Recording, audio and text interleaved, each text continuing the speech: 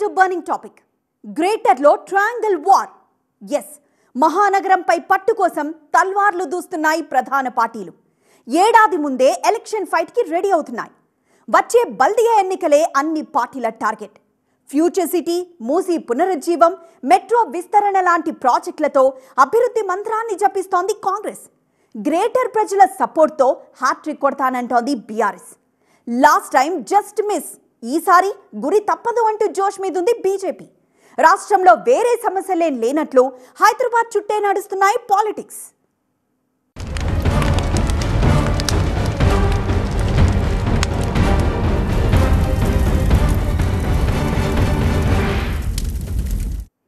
అడ్డుపడితే తొక్కేసుకుంటూ ముందుకెళ్తామంటోంది సర్కార్. పేదల ఇళ్లని టచ్ చేస్తే విశ్వరూపం చూపిస్తామంటున్నాయి విపక్షాలు.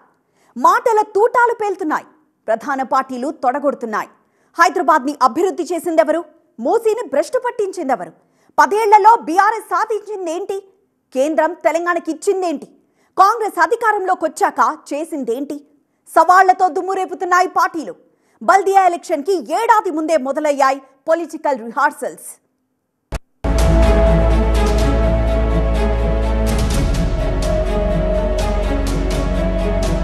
మూసీపై మాటల మంటలు. జాతంతా వచ్చి అడ్డం పట్టుకున్న బుల్డోజర్ పెట్టి తొక్కిచ్చి మూసీ నది ప్రక్షాళన చేసి తీరుతామని చెప్పి నేను ఈ సందర్భంగా తెలియజేస్తున్నా. గ్రేటర్ అభివృద్ధిపై సవాళ్లు.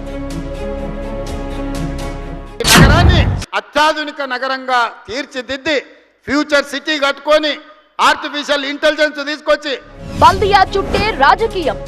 మూసీ కాడ గులగొడితివి, సున్నం చెరువు కాడ గులగొడితివి, హైడ్రా పేరు మీద బీభత్సం చేస్తేవి. ఒక్క మంచి పని, మేము తీసుకొచ్చిన కంపెనీలకు రిబ్బన్ కటింగ్ చేసి పోజులు కొట్టుడు కాదు. నో డౌట్, తెలంగాణకు హైదరాబాద్ గుండెకాయ. ఇప్పుడు అన్ని పార్టీల గుండె చప్పుడు అక్కడే.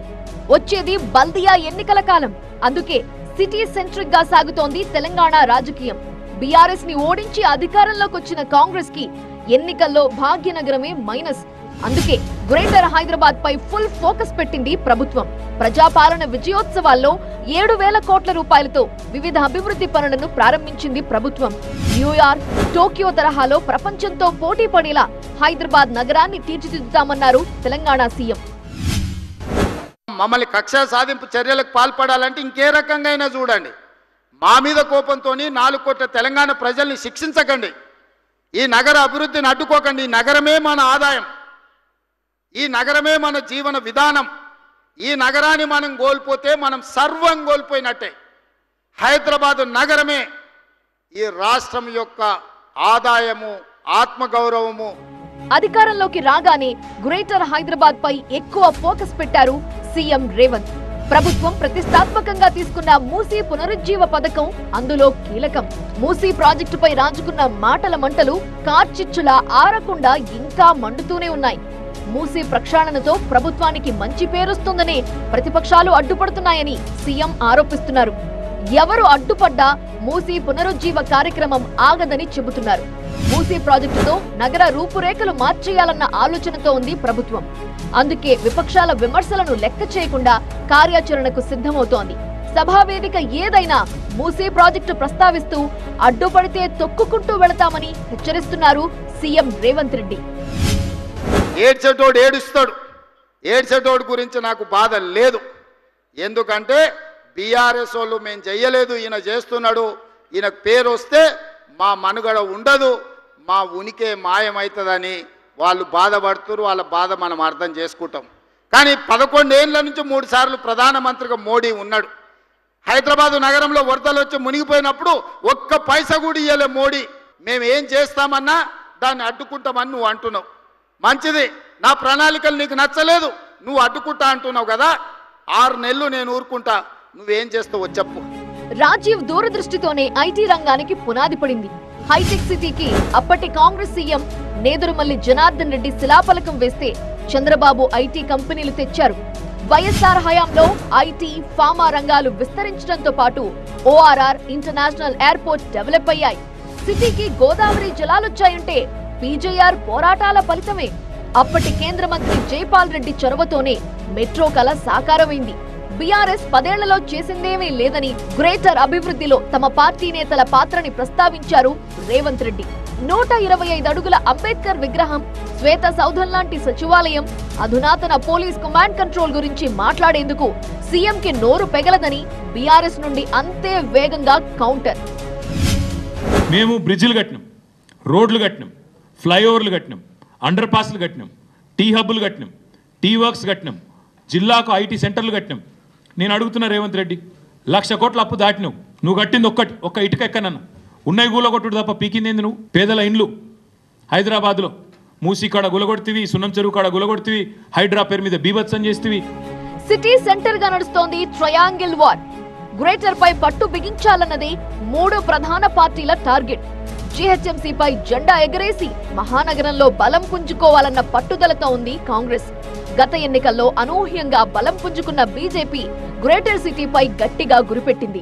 అసెంబ్లీ ఎన్నికల్లో గ్రేటర్ హైదరాబాద్ లో పట్టు నిలబెట్టుకున్న బీఆర్ఎస్ బల్దియాపై మళ్లీ గులాబీ జెండా ఎగరవేయాలనుకుంటోంది.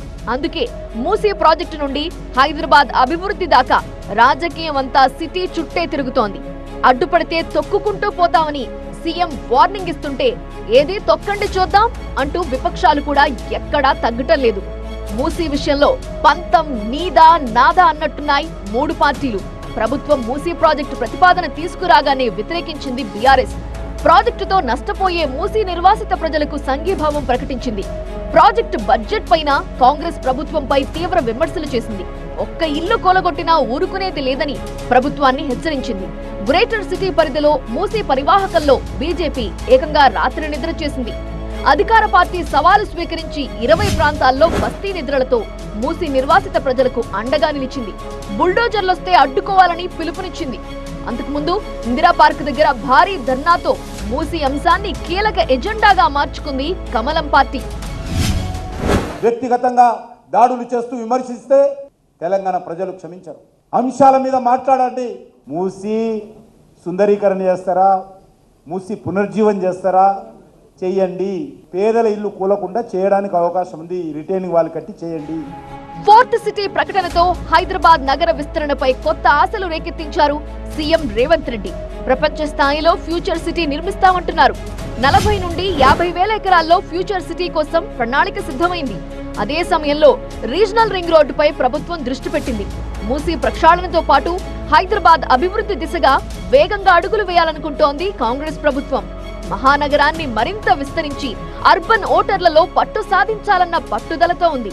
1,50,000 కోట్లు ఖర్చు పెడితే హైదరాబాద్ ప్రపంచంలోనే అద్భుత నగరం అవుతుందని పదే పదే చెబుతున్నారు సీఎం రేవంత్ రెడ్డి.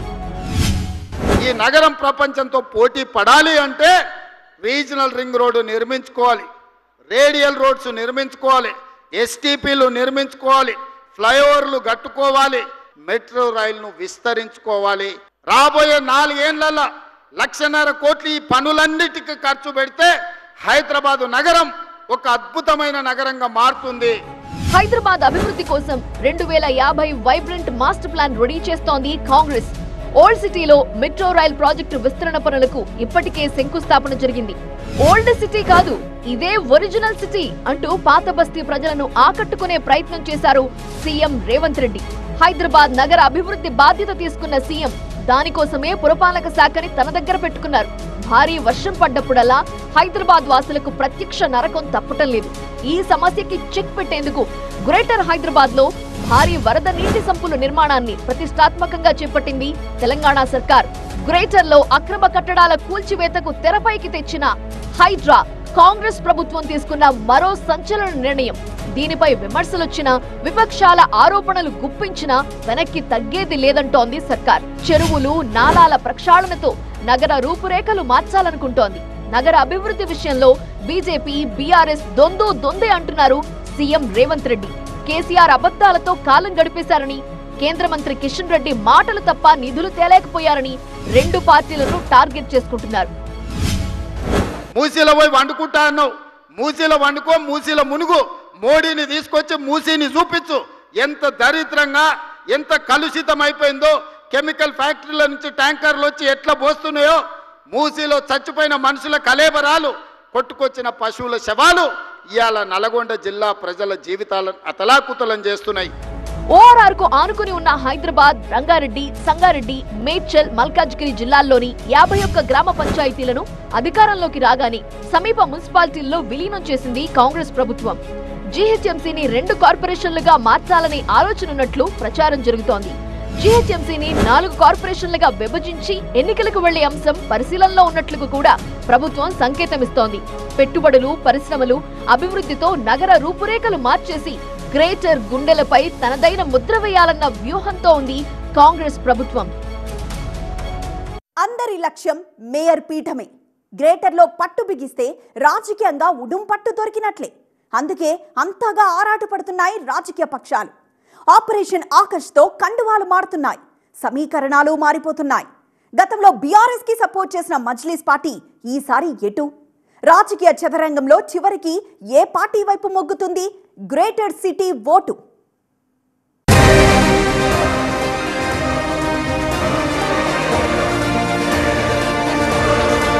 కాంగ్రెస్ టార్గెట్. ఇవాళ బీఆర్ఎస్ వాళ్ళు, బీజేపీ వాళ్ళు మూసీని అడ్డుకుంటామంటున్నారు.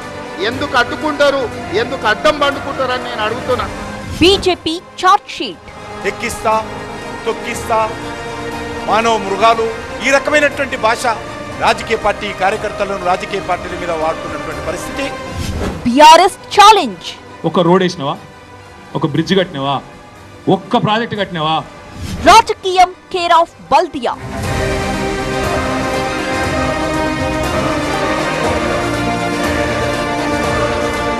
నగరాన్ని కాపాడుకుందాం, గ్రేటర్ సిటీని అభివృద్ధి చేద్దాం. ఇది ఇప్పుడు కాంగ్రెస్ సర్కార్ స్లోగన్.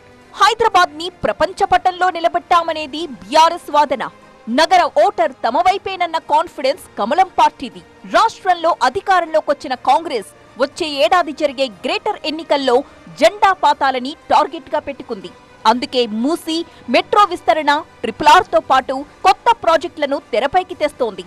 అభివృద్ధిని పరుగులు పెట్టించే ప్రయత్నాల్లో ఉంది.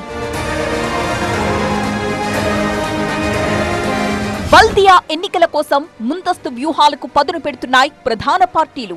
అధికారంలో ఉన్న కాంగ్రెస్ నగరాభివృద్ధిపై ఆశలు రేకెత్తిస్తుంటే 2 సార్లు జీహెచ్ఎంసీలో జెండా ఎగరేసిన బీఆర్ఎస్ పట్టు నిలుపుకునే ప్రయత్నాల్లో ఉంది. 2020 బల్దియా ఎన్నికల్లో అనూహ్యంగా పుంజుకున్న బీజేపీ అసెంబ్లీ, పార్లమెంట్ ఎన్నికల్లో పెరిగిన ఓటింగ్ తో ఈసారి కాషాయ జెండా ఎగరడం ఖాయమంటోంది. అధికారం కోల్పోయినా మొన్నటి అసెంబ్లీ ఎన్నికల్లో గ్రేటర్లో మాత్రం కారు స్పీడ్ ఏమాత్రం తగ్గలేదు. హైదరాబాద్ లో కాంగ్రెస్ కి ఒక్క సీటు కూడా దక్కలేదు. కంటోన్మెంట్ ఉప ఎన్నికల గెలుపుతో సిటీలో బోణీ కొట్టింది కాంగ్రెస్. ఆపరేషన్ ఆకర్ష్ తో హైదరాబాద్ నగరంలో బలపడే ప్రయత్నాల్లో ఉంది. మేయర్ కాంగ్రెస్ లో చేరిపోయారు. బీఆర్ఎస్, బీజేపీ కార్పొరేటర్ల చేరికలతో ఫుల్ జోష్ మీదుంది కాంగ్రెస్. సిటీ పరిధిలోని 3 ఎమ్మెల్యేలు కూడా కాంగ్రెస్ కండువా కప్పుకున్నారు. 2020 జీహెచ్ఎంసీ ఎన్నికల్లో కాంగ్రెస్ నుంచి కేవలం 2 కార్పొరేటర్లే గెలిచారు. ఇటీవలి కాలంలో చేరికలతో జీహెచ్ఎంసీలో కాంగ్రెస్ బలం 24కు పెరిగింది. ఇదే ఊపులో అభివృద్ధే ఎజెండాగా జీహెచ్ఎంసీలో జెండా ఎగరేయాలన్న వ్యూహంతో ముందుకు వెళుతోంది. మాకు సంపూర్ణ నమ్మకం, విశ్వాసం ఉంది. ఏదైతే గ్రేటర్ హైదరాబాద్ మున్సిపల్ కార్పొరేషన్కి చేస్తున్న అభివృద్ధి పనుల పట్ల హైదరాబాద్ పరిధిలో నివసించే ప్రజలందరూ కూడా చాలా స్పష్టంగా వారు గమనిస్తున్నారు. వారు చేసే ఏదైతే ప్రతిపక్ష పార్టీలు చేసే అసత్య ప్రచారాన్ని కూడా ప్రజలే తిప్పుకొట్టి కాంగ్రెస్ పార్టీని ఇక్కడ గెలిపిస్తారని సంపూర్ణ నమ్మకం, విశ్వాసం మాకుంది. వరుసగా 2 సార్లు జీహెచ్ఎంసీలో జెండా పాతిన బీఆర్ఎస్ ముచ్చటగా 3వసారి కూడా గెలుపు ఖాయమన్న ధీమాతో ఉంది. 2020 బల్దియా ఎన్నికల్లో ఏ పార్టీ కూడా మ్యాజిక్ ఫిగర్ అందుకోలేకపోయింది. మొత్తం 150 డివిజన్లలో 56 సీట్లు గెలుచుకుని అతిపెద్ద పార్టీగా అవతరించింది బీఆర్ఎస్. పాత బస్తీలో పోటీ చేసిన 51 స్థానాల్లో 44 డివిజన్లు గెలిచిన మజ్లిస్ పార్టీ బీఆర్ఎస్ కి మద్దతుగా నిలబడింది. గులాబీ పార్టీ నుంచి మేయర్ అయిన గద్వాల విజయలక్ష్మి అసెంబ్లీ ఎన్నికల తరువాత కాంగ్రెస్ కి మద్దతు ప్రకటించారు. దీంతో వచ్చే జీహెచ్ఎంసీ ఎన్నికలను సవాల్గా తీసుకుంది బీఆర్ఎస్. చూస్తే 2025లో వచ్చే జీహెచ్ఎంసీ ఎన్నికల కోసమే అన్ని పార్టీలు అభివృద్ధి వెంటబడుతున్నాయి, అభివృద్ధికి పోటాపోటీ పడుతున్నాయి. కేంద్రం ఏమిచ్చిందని కాంగ్రెస్ సర్కారు బీఆర్ఎస్ను అటు బీజేపీని టార్గెట్ చేస్తున్న కాంగ్రెస్ సర్కారు, బీజేపీ కూడా బీఆర్ఎస్ను అట్లాగే కాంగ్రెస్ను టార్గెట్ చేస్తుంది. అంటే బీఆర్ఎస్ విస్మరించలేని నిజం అనే సంగతి ఈ రెండు జాతీయ పార్టీలు గుర్తించినాయి. ఈ పరిస్థితులలో మరి బీఆర్ఎస్కు మళ్ళీ పునరుజ్జీవనం లభిస్తుందా? జిహెచ్ఎంసీ ఎన్నికల్లో బీఆర్ఎస్కు మళ్ళీ కనీసం 60-70 సీట్లను పట్టం కడతారా అనేది రేపు జిహెచ్ఎంసీ ఓటర్లు తెలుసుకోబోతున్నారు. అప్పటిదాకా ఈ మూడు ముక్కలాట సాగుతుంది. గ్రేటర్ హైదరాబాద్ లో గతం కంటే బీజేపీ పుంజుకుంది. 2020 బల్దియా ఎన్నికల్లో ఆ పార్టీ ఏకంగా 48 డివిజన్లను గెలుచుకుంది. కేంద్రంలో వరుసగా మూడోసారి ఎన్డీఏ ప్రభుత్వం అధికారంలోకి రావడం ఆ పార్టీకున్న ప్లస్ పాయింట్. అర్బన్ ఓటర్లు తమ వైపేనన్న నమ్మకంతో హైదరాబాద్ పై ఫోకస్ పెంచింది బీజేపీ. ఏడాది కాలంలో కాంగ్రెస్ పాలనా వైఫల్యాలతో బల్దియా ఎన్నికల్లో బీఆర్ఎస్ కి తామే ప్రత్యామ్నాయమనే ధీమాతో ఉన్నారు బీజేపీ నేతలు. మన రాష్ట్రానికి కేంద్రం ఏమి ఇవ్వాలి, కేంద్ర మంత్రి గారు కిషన్ రెడ్డి గారు ఏం చేయాలో వాళ్ళు సక్రమంగానే చేస్తున్నారు. ఒక ముఖ్యమంత్రిగా ప్రజలకు ఇచ్చిన హామీలు, ప్రజలకు ఉన్న బాధల గురించి మీరు చూసుకోండి. మీరు ఈ నగరం చుట్టూ పాలిటిక్స్ ఎందుకు చేస్తున్నారు అన్నది కూడా ప్రజలకు అర్థమైపోయింది. మీరు హైదరాబాద్ నగరాన్ని 3 కాదు 4గా విభజించి 4 మేయర్లను పెట్టినా, 3 మేయర్లను పెట్టినా, 1 మేయర్ని పెట్టినా సరే ఈసారి రాబోయే ఎన్నికలలో బీజేపీ పై చేయి సాధిస్తుంది, బీజేపీ గెలుస్తుంది, బీజేపీ నగరాన్ని కాపాడుతుంది. ఎమ్మెల్యేలు ఎక్స్ అఫిషియో మెంబర్లను కలుపుకుంటే జీహెచ్ఎంసీ కౌన్సిల్లో 196 మంది సభ్యులు. అసెంబ్లీ ఎన్నికల్లో రాష్ట్రమంతా కాంగ్రెస్ వే ఉంటే గ్రేటర్ సిటీ పరిధిలో ఫలితాలు మాత్రం దానికి భిన్నంగా వచ్చాయి. అందుకే బీఆర్ఎస్ బల్దియాలో మరోసారి విజయం తమదేనంటున్న ఎంఐఎం స్టాండే ఇక్కడ కీలకం కాబోతోంది. రాష్ట్రంలో అధికారం మారాక కాంగ్రెస్ తో స్నేహపూర్వకంగానే మసులుకుంటోంది మజ్లిస్ పార్టీ. గ్రేటర్ సిటీలో ఎంఐఎం మద్దతు అవసరమన్న ఆలోచనతోనే ఆ పార్టీతో దోస్తీకి సానుకూలమన్న సంకేతాలు పంపుతోంది కాంగ్రెస్ పార్టీ. పాత బస్తీ అభివృద్ధిపై హామీలు గుప్పిస్తోంది. గ్రేటర్లో బలపడేందుకు ఏ ఒక్క అవకాశాన్ని వదులుకోవడం లేదు పార్టీలు. దీంతో రాష్ట్రంలో మిగిలిన అంశాలు, సమస్యల కంటే గ్రేటర్ హైదరాబాద్ చుట్టే ప్రదక్షిణలు చేస్తున్నాయి ప్రధాన రాజకీయ పక్షాలు.